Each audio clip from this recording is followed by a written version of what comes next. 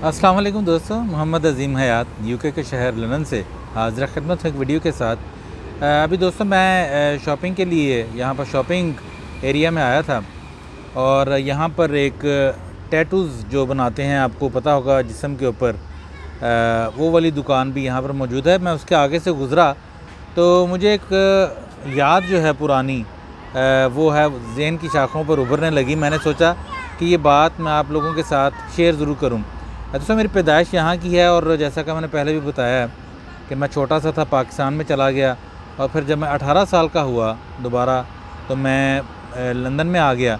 और यहाँ पर दोस्तों ये 98 की बात है, मैंने यहाँ पर आकर जॉब शुरू की और जॉब के दौरान दोस्तों वहाँ पर कुछ कोलीग्स ऐसे थे, कुछ इंडिया के, कुछ पाकिस्तान के, उनसे दोस्ती वगैरह हो गई।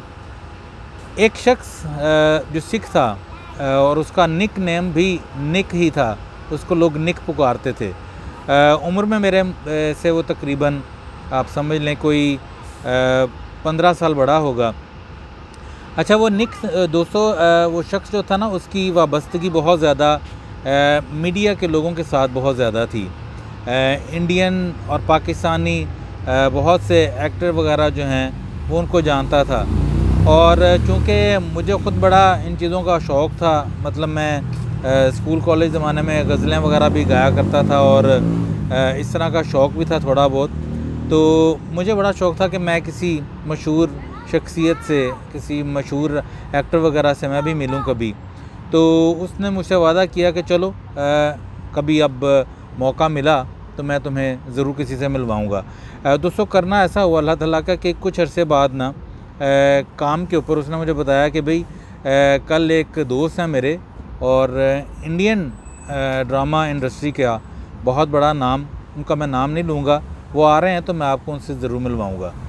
वो आए वहाँ पर काम वाली जगह पर ही और वहाँ पर मुलाकात हुई। मुसलमान एक्टर हैं वो और ड्रामा के फ़िल्म में कभी कभी वो उनका कुछ छोटा मोटा रोल होता है, पर ड्रामों में बहुत ज़्यादा वो आया करते थे, अभी भी कभी आते हैं, बहुत सीनियर एक्टर हैं वो। दोस्तों जब आए उनके साथ मेरी मुलाकात करवाई, उन्होंने सलामदुआ हुई तो दोस्तों उनकी कलाई पर एक मैंने टैटू देखा और वो एक खोपड़ी थी और 4 हड्डियाँ बनी हुई थी।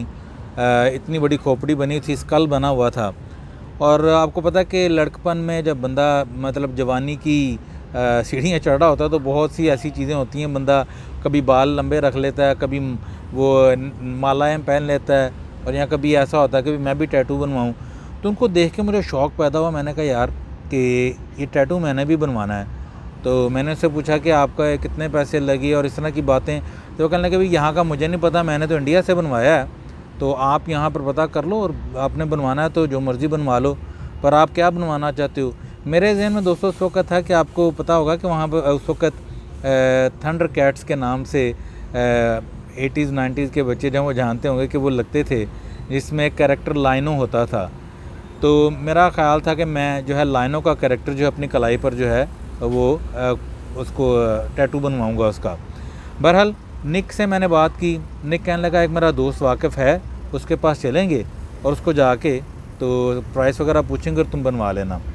दोस्तों हम दुकान पर गए, वहाँ पर उसके दोस्त ने एक प्राइस बताई, उसकी कीमत बताई, वो बहुत महंगा पड़ रहा था। तो मैंने उसको कहा यार ये तो बहुत महंगा है, मैं कैसे बनवाऊँगा। उसके दोस्त ने, निक के दोस्त ने जो कि गोरा था, उसने कहा कि भाई हमारी हर 6 महीने बाद एक प्रमोशन लगती है और 2-2.5 महीने बाद वो प्रमोशन फिर से लगने वाली है, उसमें हम 30-35% का डिस्काउंट जो है अपने कस्टमर्स को देते हैं। तुम उस वक्त का इंतज़ार कर लो और उस वक्त टैटू बनवा लेना। मुझे ये बात पसंद आई, मैंने कहा ठीक है जी, ऐसा ही करेंगे। अब अल्लाह की करनी ऐसी दोस्तों कि मैंने पूरा अपना जहन बना लिया और कोई 2 महीने का अरसा गुज़रा गालिबन, कोई ऑफ़र लगने में 10-12 दिन थे। तो वही वाले एक्टर जो हैं जो निक को मिले थे आकर, उनका दोबारा जो है वो चक्कर लगा। इस दफ़ा जब मैं उनसे मिला दोस्तों तो उनकी कलाई को मैंने देखा तो उनकी कलाई पर हल्का सा जैसे ज़ख्म का निशान होता है, मुंदमिल हुआ हुआ, और टैटू वहाँ पर नहीं था। मैं बड़ा हैरान हुआ। मैंने उनसे पूछा कि सर आपका यहाँ पर टैटू था, वो टैटू कहाँ गया। तो वो जैसे कि मुंतज़िर थे इस बात के। मुझे कहने लगे मैं आपको ये बात बताता हूँ। कहते पिछली दफ़ा जब मैं आया था तो इंडिया वापसी पर जहाज़ में एक मौलाना साहब मेरी सीट के साथ बैठे हुए थे, उनसे मुलाकात हुई और मौलाना साहब ने हाल अहवाल, मैं उनको जानता था, वो मुझे जानते थे, मतलब ज़्यादा तारुफ़ कराने की ज़रूरत नहीं पेश आई। तो मेरी कलाई उन्होंने देखी और बस उन्होंने मुझे ये पूछा कि ये आपने शौकिया बनवाया है या मजबूरन बनवाया ड्रामा की वजह से। तो मैंने कहा जी मेरा शौक़ था, मैंने बनवा लिया। तो वो कहने लगे उन्होंने मुझे को बहुत ज़्यादा बात नहीं की, बस मेरे पूछे बगैर ही उन्होंने को 2-3 मिनट की गुफ्तगू की और उस गुफ्तगू ने दोस्तों वो कहते हैं कि मुझे ये टैटू मिटाने पर मजबूर कर दिया। वो कहने लगे कि मौलाना साहब कहने लगे कि भाई बात ये है कि आप मुसलमान हैं, कलमा गो हैं, एक अल्लाह का हम इकरार करते हैं और ख़ुद हमारे प्यारे आका सल्लल्लाहु अलैहि वसल्लम ने बुतों को तोड़ा है, तो आप बुत बनवा रहे हैं अपने जिस्म के किसी भी हिस्से पर, तो उसका कोई जवाज़ नहीं बनता। दूसरी बात कहते हैं जो उन्होंने बताई वो मेरे दिमाग में असल में बैठी और वो ये थी, कहने के बहैसियत मुसलमान हमारा ईमान है कि हमने कब्र में जाना है और कब्र में हमें फ़रिश्ते जो हैं वो उठाएंगे, हमसे सवाल जवाब पूछेंगे और हम दुआ करते हैं या अल्लाह कि हमारी कब्र में सांप बिच्छू इस तरह की चीज़ें ना हों। तो कहते हैं कि आप ये सोचिए कि जब आप कब्र में जाएंगे, मरना तो एक दिन है, और जब आपको फ़रिश्ते सवाल जवाब के लिए उठाएंगे तो आप इस खोपड़ी और इन हड्डियों के साथ और ये जो आपने और भी ये सांप नीचे बनवाए हुए हैं 2, आप इस इमेज के साथ, इस तस्वीर के साथ अपनी कब्र में उठेंगे और फ़रिश्तों को जवाब देंगे। कहते इसके बाद उन्होंने कोई, जिसे कहते हैं कि बहुत लंबा आवाज़ करना या तकरीर करनी, कुछ नहीं किया और हमारी फ़्लाइट जो है वो 6-7 घंटे की जो थी वो गुज़री। तो कहते कि हम दरवाज़े में से निकलने से पहले, जहाज़ में निकलने से पहले मैंने उनसे वादा लिया कि मौलाना साहब ये मेरा आपसे वादा रहा, एक्टिंग तो मैं नहीं छोड़ सकता, मेरी मजबूरी है, पर ये काम मैं ख़त्म करवाऊँगा। दोस्तों जब उन्होंने वो जो एक्टर थे, उनका नाम मैं नहीं लूँगा किसी वजह से, उन्होंने जब ये बात मुझे बताई तो मैं अपनी कलाई देखता रह गया और वो मुझे कहने लगे मैं मिलना चाह रहा था आपको। मेरे जहन में आपकी वो बात थी कि जी मुझे भी बड़ा शौक़ है और मैंने भी बनवाना है, तो आपको मैंने ये बात बताई है। मैं नसीहत नहीं करूँगा, सिर्फ आपको ये बात इसलिए बताई है कि फ़ैसला जो है वो आपका अपना है। तो दोस्तों फ़ैसला करने में मुझे 1 सेकंड भी नहीं लगा, यकीन कीजिए, और अगले ही लम्हे मैं उनसे भी वादा कर चुका था। मैंने कहा सर ये मेरा आपसे वादा है कि लाइनों का टैटू छोड़कर किसी फूल पत्ती का टैटू भी नहीं बनेगा, और अल्हम्दुलिल्लाह मैंने नहीं बनवाया। और उसके बाद सोच भी काफ़ी चेंज होती चली गई। बहुत सी हकीकतें दायरे गैर में आकर दोस्तों जब आप अपने मुल्क से दूर होते हैं, अपने मुआशरे से दूर होते हैं, तो थोड़ा सा आपका जहन अगर पॉजिटिविटी की तरफ जाए तो आप बहुत सी चीज़ें अख़ज़ करते हैं, उन चीज़ों को अपनाते हैं, अच्छी चीज़ों को। बहरहाल ये मैंने उनसे वादा किया और मैंने टैटू नहीं बनवाया। दोस्तों मैं इस दुकान के करीब से गुज़र रहा था और मुझे वही स्कल, वो खोपड़ियाँ और लोग बनवाते हुए नज़र आए। हज़ारों पाउंड ये लगाते हैं, अपने पूरे जिस्म पर भी बनवाते हैं। और अफसोस की बात यह कि दोस्तों हमारे पाकिस्तान में ड्रामा में और फ़िल्मों में अक्सर मैं अदाकार देखता हूँ, अदाकाराएँ भी देखता हूँ, किसी ने गर्दन पर करवाया हुआ है, किसी ने हाथ पर करवाया हुआ है, और इस तरह के बहुत से फ़जूल टैटूज़ जो हैं, इमेजेस वगैरह वो लोगों ने बनवाए हुए हैं। मजबूरी में या शौक़ में ये मैं नहीं कह सकता, पर एक बात ज़रूर दोस्तों मैं रिक्वेस्ट करना चाहूँगा, मैं भी कोई तकरीर या वाज़ नहीं करूँगा। जिन लोगों ने सुन लिया है वो यकीनन फ़ैसला करने के काबिल भी हैं और वो फ़ैसला उन पर मैं छोड़ता हूँ।